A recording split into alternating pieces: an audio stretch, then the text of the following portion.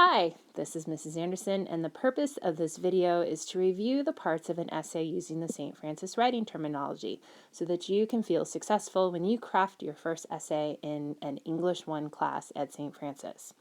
I wanted to remind you, although you are watching this first on Edpuzzle, that you can view this video again on YouTube, and you can stop, pause, rewind, and review it as often as necessary. Now, the good news about today is this is a big day in your life and that you'll learn this St. Francis writing terminology. And the even better news is that the terms that you learn today, you will be using for the next 4 years of your St. Francis career. You will find that we use this terminology not just in your English classes for the next 4 years, but also in different departments as well. So you'll be hearing claim, lead-in, evidence, and reasoning in English as well as in science and history. So off we go to learn these new terms. Okay, so let's begin with your thesis. Your thesis is going to be the first part of your essay. And for the purposes of this year, your thesis is always going to be 2 sentences long. That may be different if you've heard of a thesis before in your past. Your English teacher may have required that it be only 1 sentence.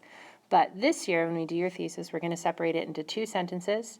Your first sentence is going to be the argument, and your second sentence is going to be your supporting points or your examples. And for the purposes of this class, we're usually going to ask you to come up with 3 supporting points.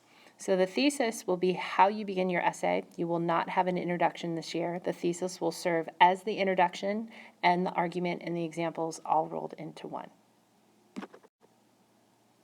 The other thing you're going to like about your freshman year is that we usually give you a thesis formula. And you'll notice here that we're going to usually provide you with the thesis statements, or we're going to at least give you the framework that we'd like it to look like. So it's similar to math class where we give you a formula and you're inserting things like the title, the author's name, your argument, and your 3 supporting points. So now that I've talked about your thesis, you can progress with the rest of your essay, which will begin with body paragraphs. So when you write a body paragraph in English class, you will begin with a claim, followed by a lead-in, evidence or data, and a reasoning or warrant. Now, if you look at the structure for the body paragraph in the order that I put it in, CLEAR, that acronym is a good way to remember what you're writing because your paragraphs should be clear when you follow the structure. So the rest of this presentation will focus on what each paragraph part does, how long it is, and what my expectations are in terms of how you write that part of a body paragraph. So the first sentence of your body paragraph is going to be called a claim, and it is 1 sentence long. So remember, the number 1 is important for claim. First sentence, 1 sentence long. In the past, you may have heard a claim called a topic sentence. So that is a synonym you could use for it. And the whole point of a claim is to reword your argument and your supporting point in one place.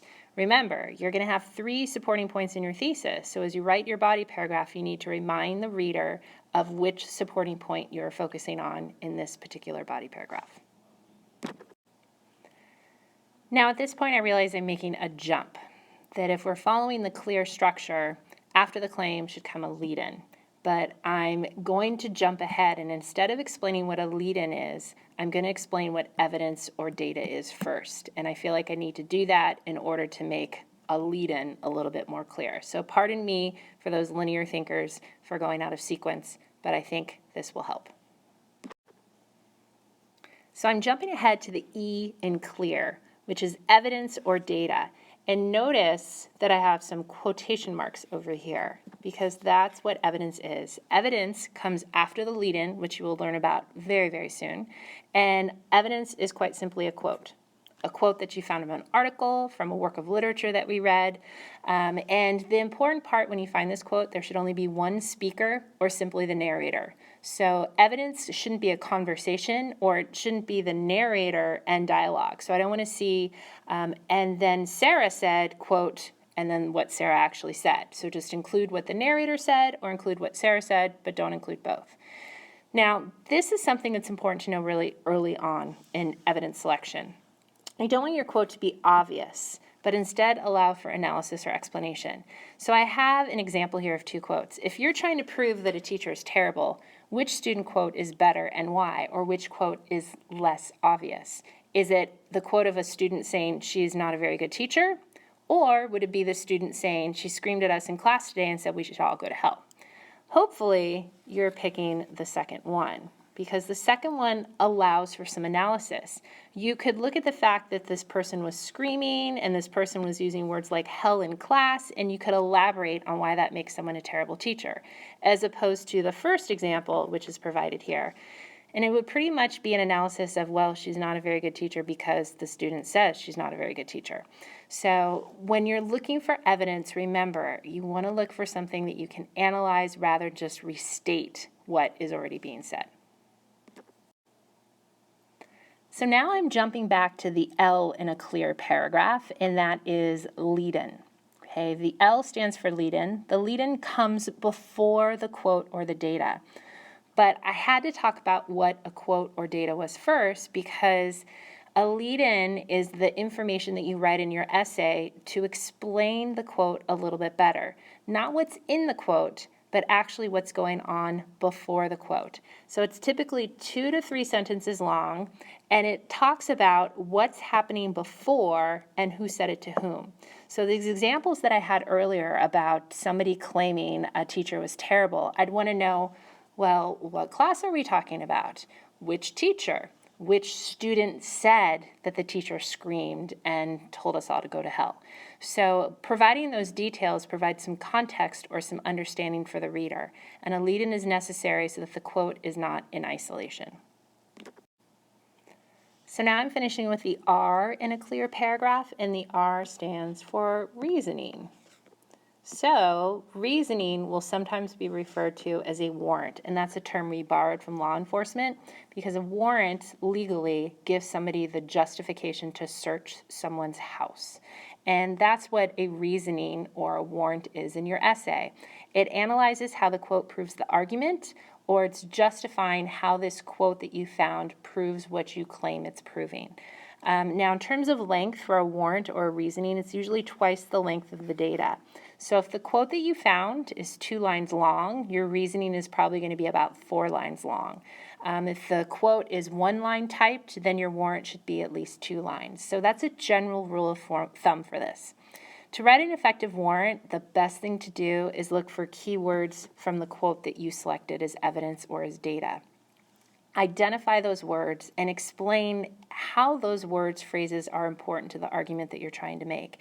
And again, remember what I said about obvious evidence. If you find out in your reasoning or warrant that the words that you've selected kind of speak for themselves and they don't require any analysis, then you probably have to go back and select new evidence because the data or evidence that you've selected is too obvious. So, that's how you write an essay at St. Francis High School. You begin with your thesis, which I've outlined for you on this final page, which gives the title, author, the work, and the argument, and the second sentence gives 3 supporting points.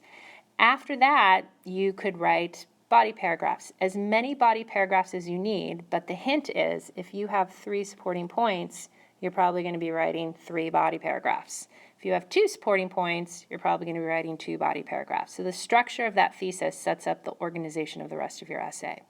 Now, when you get to your body paragraphs, remember what we said about CLEAR. That's the acronym to know what you write where. The claim, followed by lead-in, evidence, and then reasoning. And I've defined for you here what each paragraph part is and the purpose of each part. So the last slide in this presentation is a helpful overview of what you'll need to write the first essay that you are going to write in your English class at St. Francis. Please remember that you can always review this again on YouTube, and feel free to take as many notes as you need or to rewatch the video as many times as possible.